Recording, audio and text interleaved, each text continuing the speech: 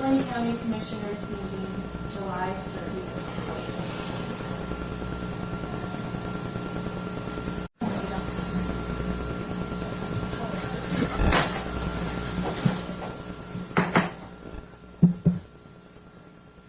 Well, AT&T said it's awful close to 9 o'clock, so we'll open our board meeting for Tuesday, July 30th. I can't believe it's the end of July already, but if you would join me for the pledge, please.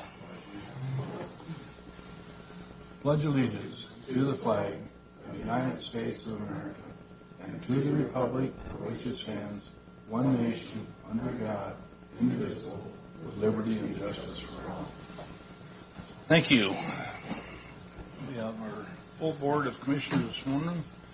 Mr. Johnson, our administrator, and we have two clerks this morning keeping track of us. So, our first item on the agenda this morning is Derek will talk to us about the public hearing, emergency interim ordinance.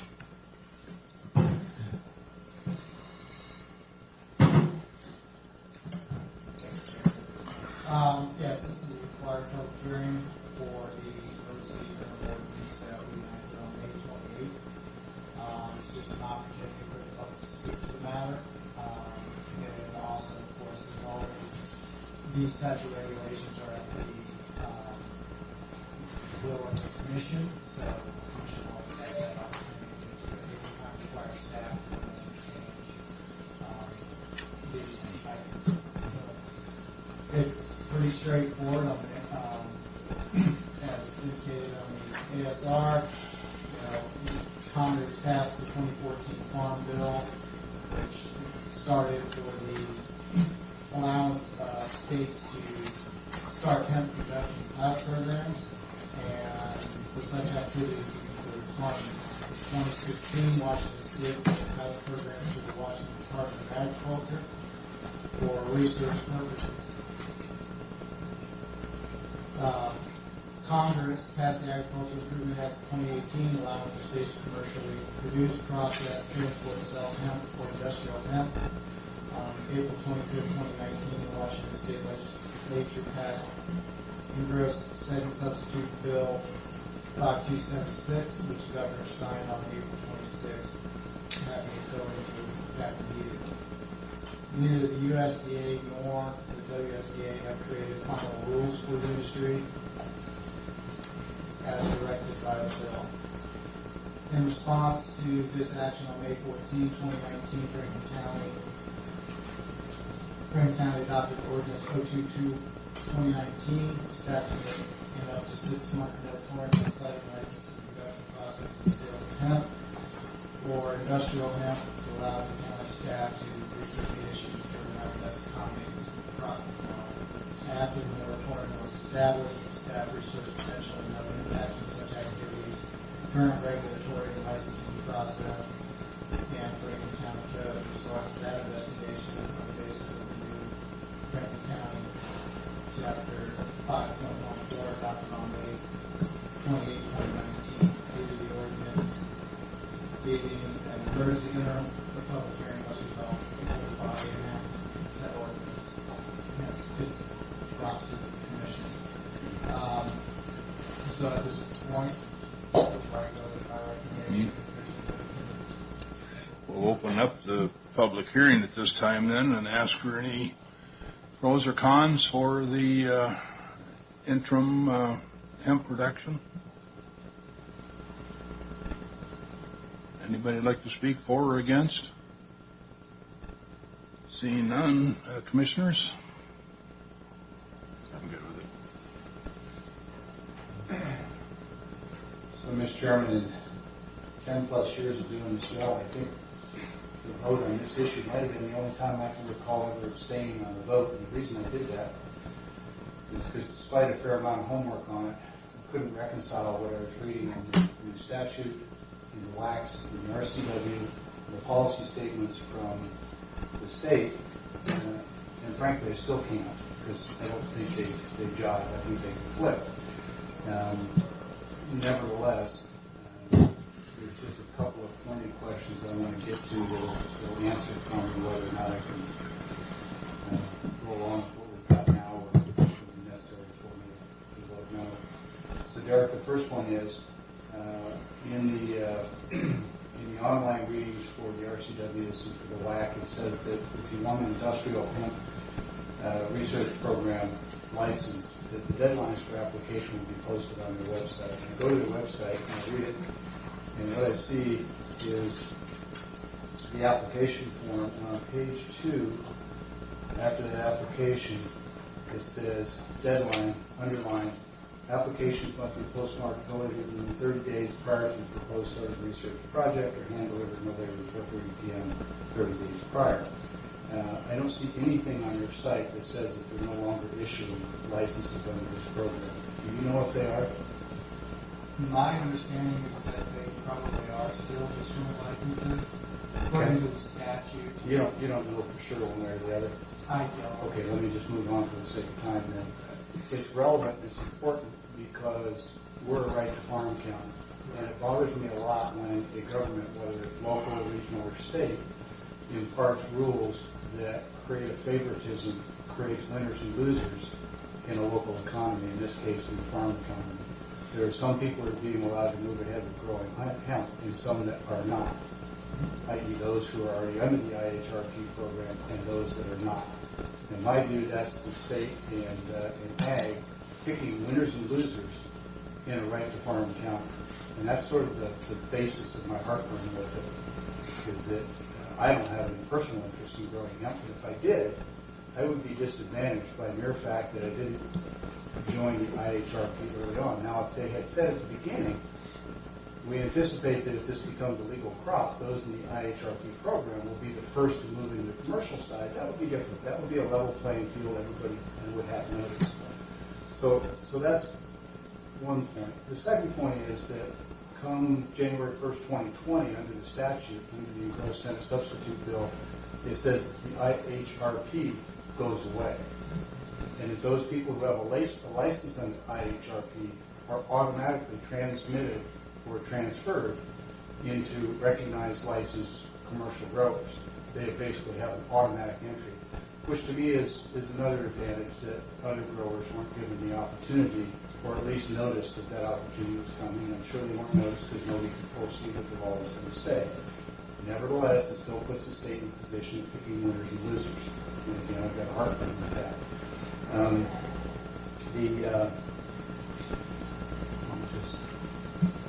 I had about 20 questions for you, and this morning over coffee I whittled it to about 3, so you're welcome.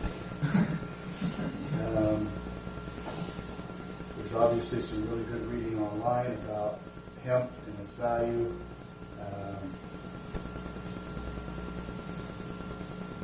The new policy statement that came out in May, you're aware of that, I'm sure. There's been a lot.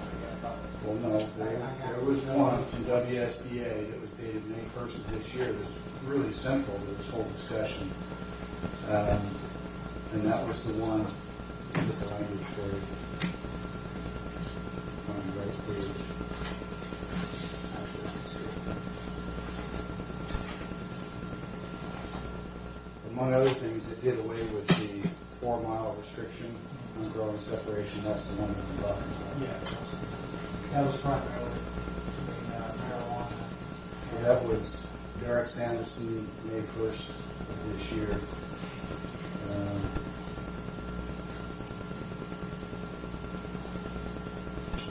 So taking a moment to read this for the record, it's engrossed Second Senate Substitute Bill 5276, Section 3, subparagraph 4, provides the quote immediately and before the adoption of rules implementing this chapter, persons licensed to grow hemp under Chapter 15-120 RCW may produce hemp in a manner otherwise consistent with the provisions of this chapter in the Agricultural Improvement Act of 2018, unquote.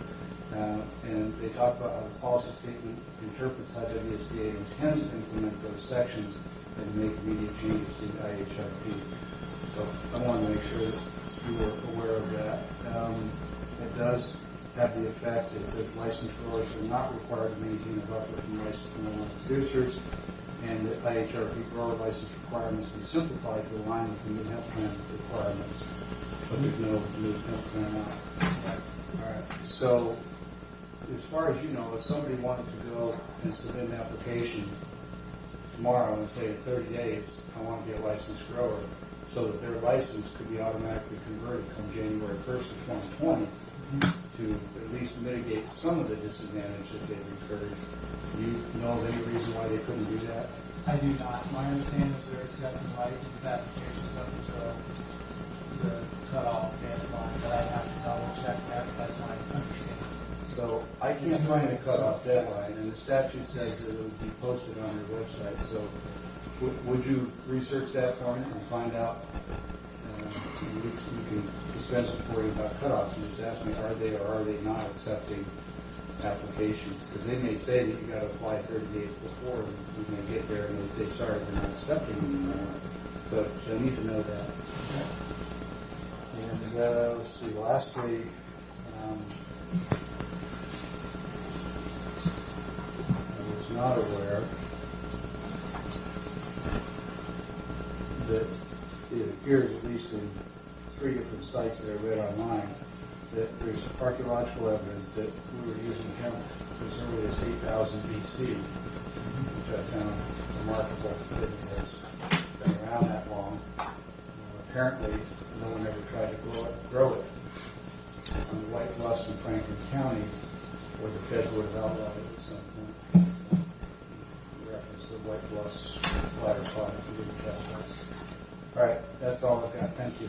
Thank you, Mr. Chairman. Well, with that, anything further? We'll close the public hearing, and we have a ordinance in front of us. This would merely be a reaffirmation for this kind of orders with this, because we've already passed the ordinance. Okay. There's no changes, and we just go forward. If Okay. there is, then I will make this modification. Mr. Chairman, I would propose that we simply seek board consensus that no change is required to the existing ordinance as previously approved and published. And on a personal note, I'll add that I'm taking that consensus position with the understanding that people can still apply to the IHRP. I certainly hope that's the case. Yeah, I agree. Agreed. So we have a consensus. So at this point, thanks, Jerry.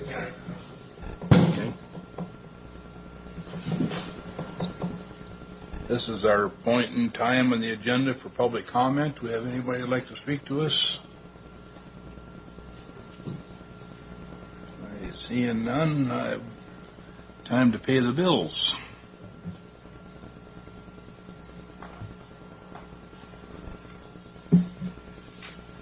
Mr. Chairman, we have 2 financial matters to address this morning. The first is fund expenditures. I move for approval as presented in the amount of $500,027.96. Note for the record has been reviewed and signed by the county administrator and 2 members of the county auditor's office. I'll second. All in favor? Aye. Aye. And Mr. Chairman, the second item is county roads and motor vehicle. I move for approval as presented in the total amount of $182,168.39. And note that this has been reviewed and initially signed by 2 representatives of the county auditor's office. I'll second. All in favor? Aye. Aye. That brings us to the consent agenda 1 through 10. Mr. Chairman, I move for approval of consent agenda 10 items as presented. I'm happy to entertain discussion, but don't have any particular items that I wish to pull and discuss. I'll second with discussion on item 3. Okay, discussion? On item 3, we have, it looks like we're going to save some money here, but my question is, Darren is moving on and becoming a court commissioner for Benton and Franklin counties, and we're going to move this to a part-time job with Danielle. Now, is she employed anywhere else in county government in Benton and Franklin County? And how, with the reduction in pay, is part-time job? I'm just curious as how she's going to make that work. Yeah, I would need to check to see if she's already representing us on the defense contract. I believe she is. So she's employed somewhere else. Well, we manage these by contract. She's an independent Okay. contractor in that regard. Okay. That was my only question, is because we're going from a full-time job to a part-time, and the other question is, should it only been a part-time to begin with? Yeah, this is not change her status. Okay. I was just curious because downsizing in that area just seems like it, because this is also for the juvenile court. This is supposed to be pretty busy. I was wondering how we could go down to a part-time. That was my only question. I'm glad we're saving the funds. With that, we had, Chairman, just a quick note on that for clarification. Our defense programs maintain a cadre of defense attorneys, and depending on the number that they have and the number of cases that they take, it can vary the total number that I think that they're required to have. And since they're on contract, there's no prohibition on them having a private life and private business. I see Mr. Sant has a comment to add, if the chair is okay with that. I was just going to add, she also does a contract for us upstairs in public defense. So she's in that, I think, the combination of those two. The American Bar Association has put caseload limits, and so she's doing work in another court or under another contract. She's going to be limited with case counsel. So Gotcha. she's upstairs in our Superior Court, so between the two, she's going to probably better path and a lot more to add. There you go. All right. Okay. I'm good with it. thank you.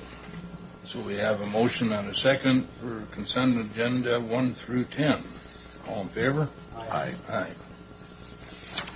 So, Keith, move on to your agenda, please. Thank you, Mr. Chairman. We've had a couple discussions in the past about issues with the Department of Ecology and the committees that they have put together to address allocation of water in several watersheds in the state and lack of representation by people directly involved in farming and agriculture, as well as the issue of some new fees being assessed against wineries, grape growers. I've had some discussion with each of the commissioners, recognizing that there's some diplomacy efforts needed to make sure that we don't put Franklin County at risk with respect to our efforts to solicit the help of the Department of Ecology around the landfill litigation. At the same time, recognizing that we've, as a farming county, want to protect the interests of those farmers and grape growers in Franklin County who have a legitimate interest in making sure that they're represented and that their taxes are not coming up without some kind of representation. So, kind of considering some of the balancing issues related to that, Commissioner Whittier has redrafted a letter addressed to the Director of the Department of Ecology. And so I'm just kind of looking for some consensus. If you want to have some discussion with the board about those issues, just kind of look at the direction of what you're asking me to do. Well, I'll just say that I appreciate the letter you put together, Keith, and I like the fact that we would be willing to stand on our own, but I've been in contact with other counties, and I have had conversations with other commissioners from those counties, and it looks like we've got other commissioners willing to sign on to any letter which would take that spotlight off of us.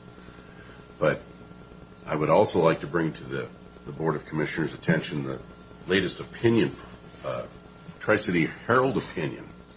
State officials reject their own water standards. And again, this is Department of Ecology.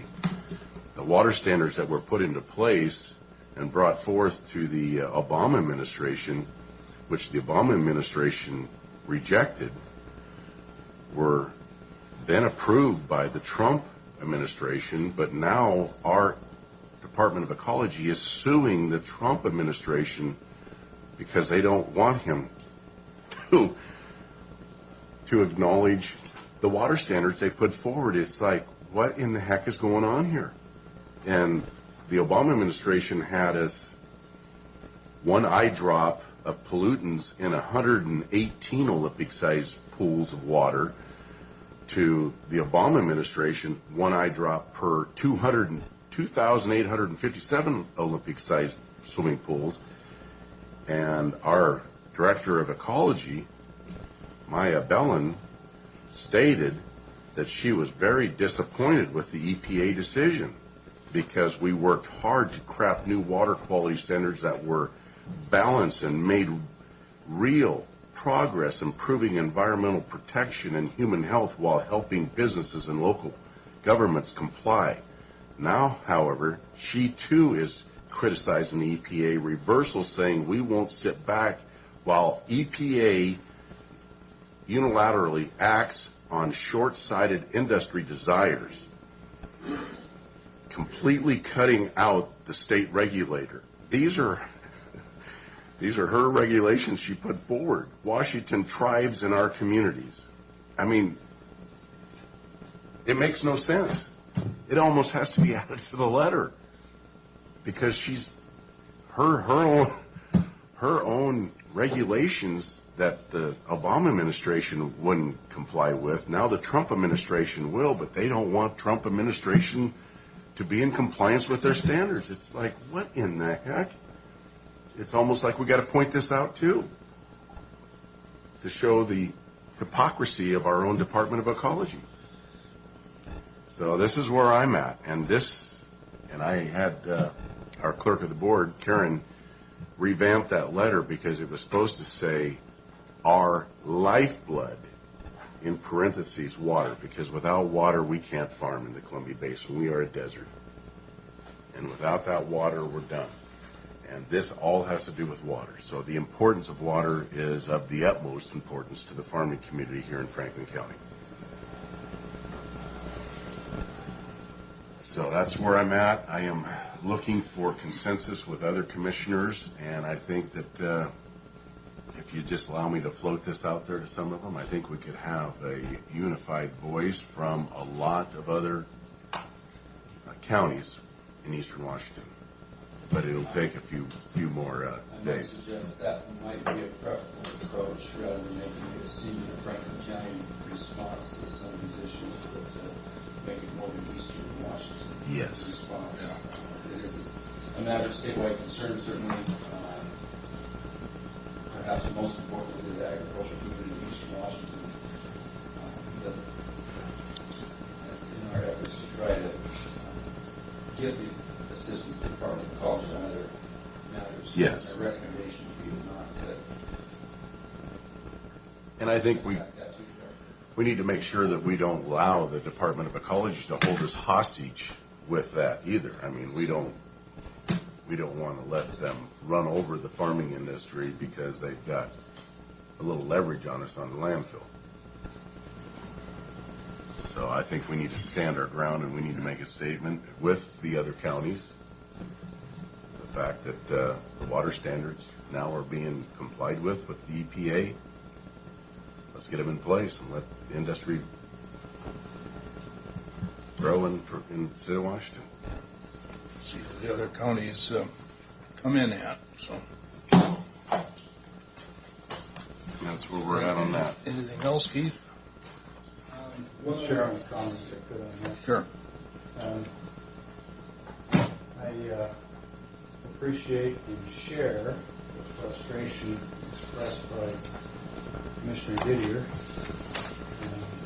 Having spent quite a lot of time the last couple of years in Olympia on the legislative steering committee for WASAC and having dealt with numerous state agencies, as I know you too, as you have also done, Commissioner Cook, it is not hypothetical or suppose, just real, the impacts of getting crosswise with state agencies. I think that the examples cited by Commissioner Giger are a perfect illustration of the fact that that's a real threat. When they oppose their own proposals merely because of a change in political administration, it's clear what the motives are. It's not the merits of the issue, it's the politics of the day. And I think that ultimately the question is what's best for Franklin County, and I can't support the letter because I think at the end of the day it will cost the people of Franklin County one way or another, short-term or long-term. As a mitigating position to offer the letter up to all eastern Washington counties and allow any commissioners that want to sign on to it, makes a lot of sense.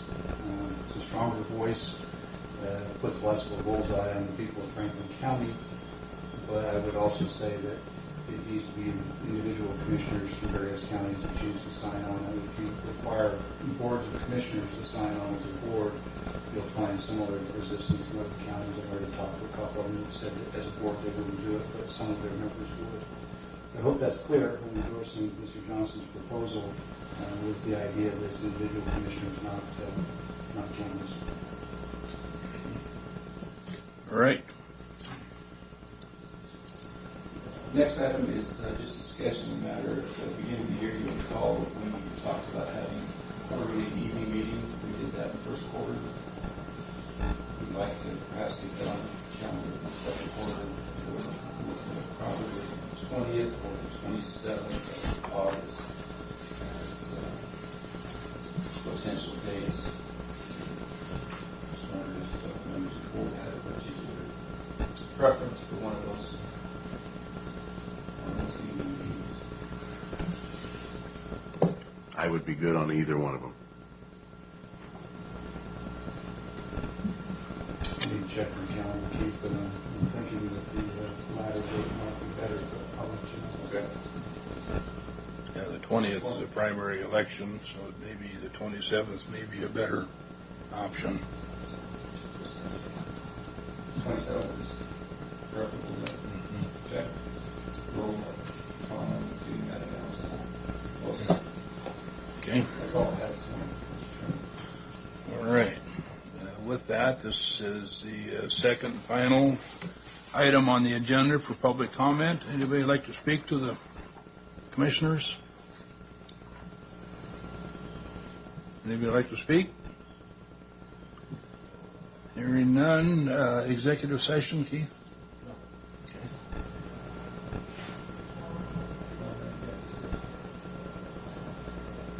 Okay. I just have one point of interest.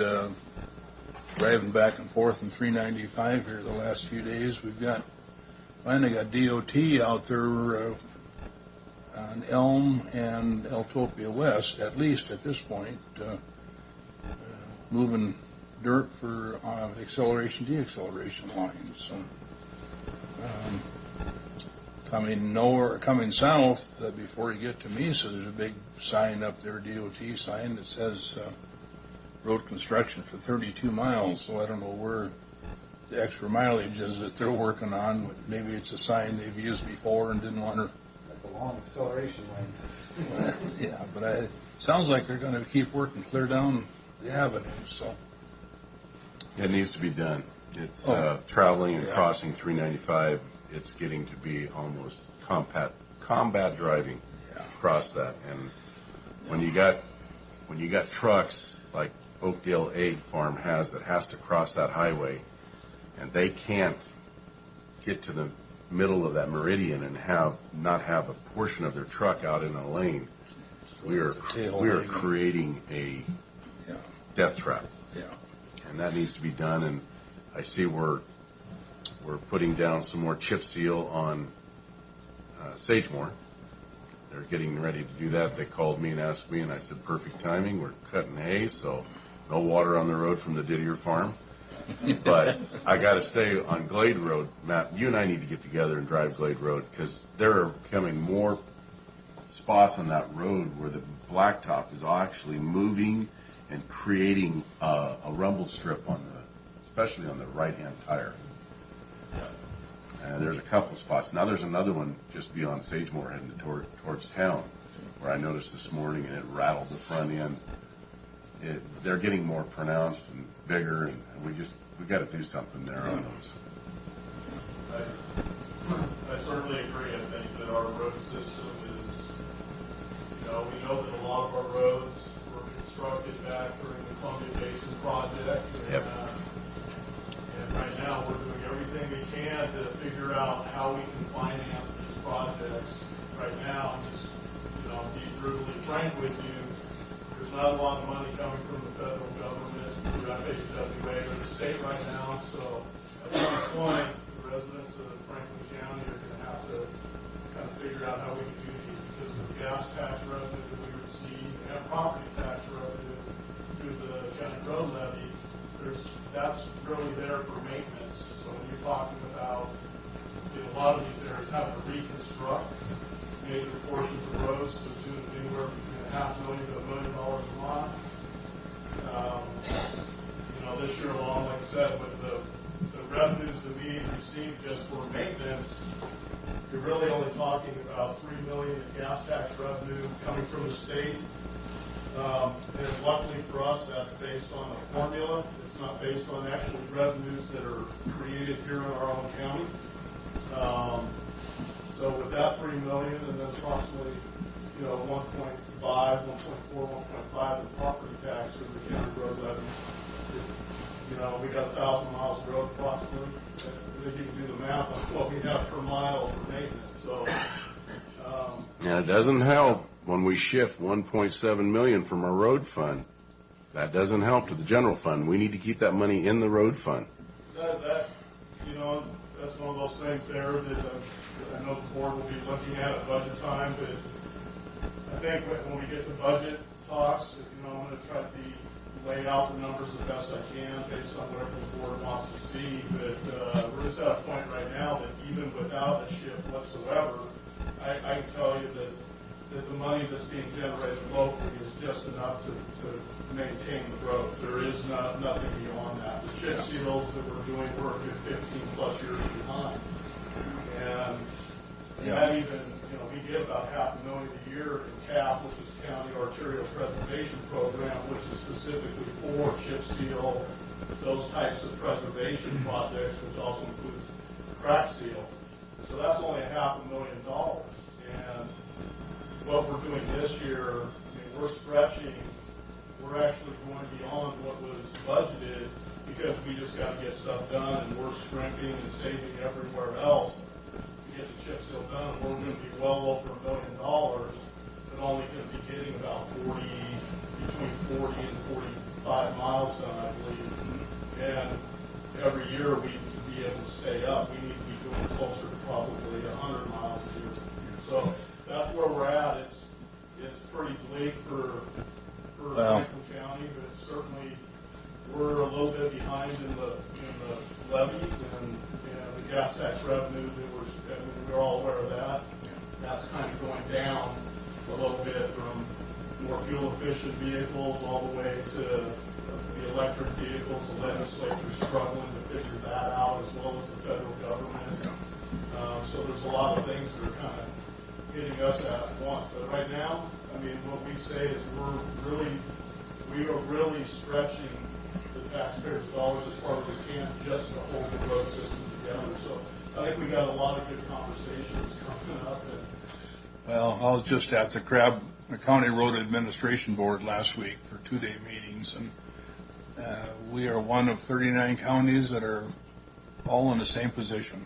Yeah. We aren't unique by any means. Unfortunately, and then with this new road usage fee they're coming up with is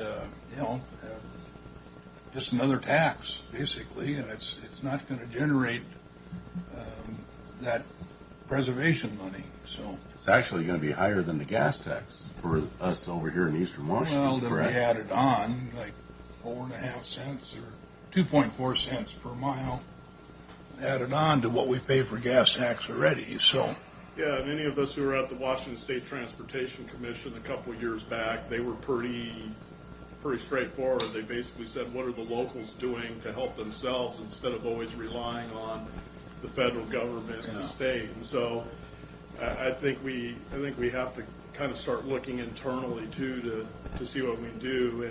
And looking at those counties around us, none of us like to say it. I don't like to say it, but certainly when you look at a Grant County, which has twice our miles, their size of their county road department is they're 120 plus employees.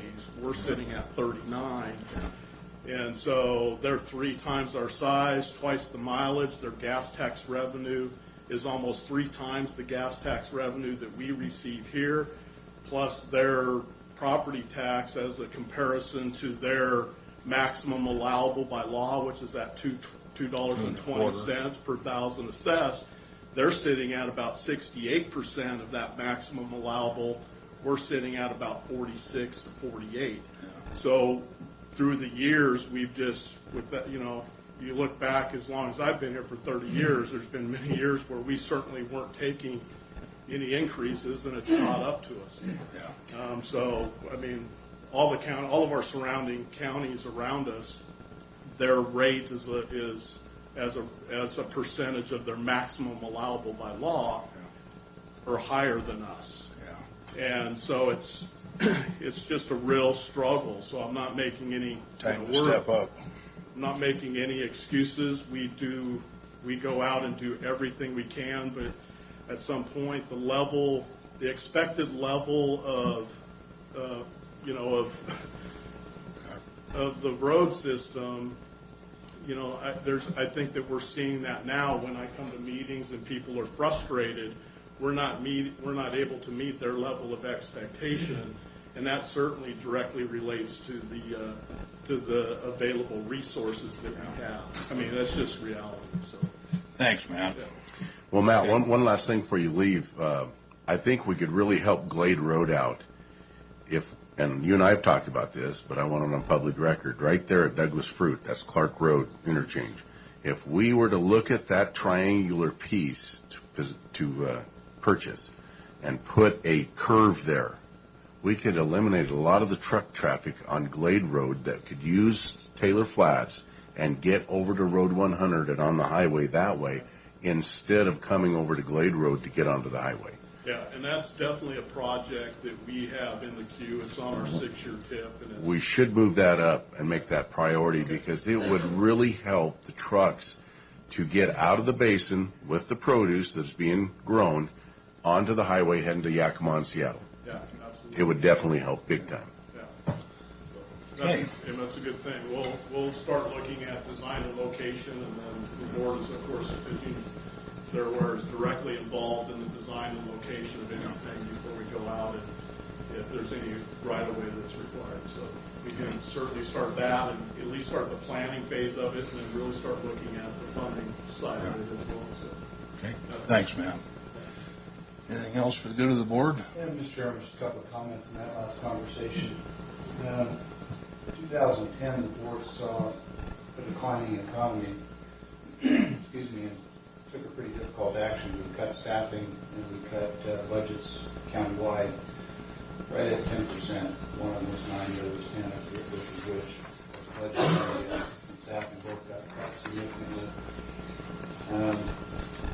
I'm looking at the models that we use today for financing counties, and we've all been involved in this discussion one point or another, but county sustainability is probably the biggest threat to county government in Washington State today. The lines on the curve make it pretty clear there's not too many years down the road when we can't fund the county. And we are going to have to take some pretty tough actions. With respect to the road shift, I agree that we need more money for our roads, and if they're a critical component of getting products to market, which is an important part of farming success, which is an important part of our economic base, which funds the county, or at least a part of it. Also mindful that of the roughly 95,000 people that live in Franklin County, about 65,000 of them live in the city of Pasco, so we want to keep it in perspective. If we were to eliminate the road shift, and there are a few counties remaining that don't have a road shift, it would necessitate substantial cuts to personnel and functions in the county. And I'm happy to have that conversation. I would invite my fellow commissioners to bring forward a specific proposal, as I did in 2010, and say, this is how much we need, and this is where I think we need to make the cuts. I think it's, if we decide it's a priority to get rid of the road shift, then we need to step up and be willing to identify what other functions we're going to cut in the county, because that's the only way I know that we get there. And I think this problem gets a lot worse each year that we put that off. So it may be time to look at our overall governance and say, what functions are we doing that are statutorily obligated? Which ones are we doing that are optional but we think extremely high value? And see what falls to the bottom of the list. If nothing else, we're wiser for having the conversation. I think that's what we're headed. Good conversation. So, with that, if there is nothing else this morning for the good of the board, we are adjourned. Thank you. We got some signatures. Yeah.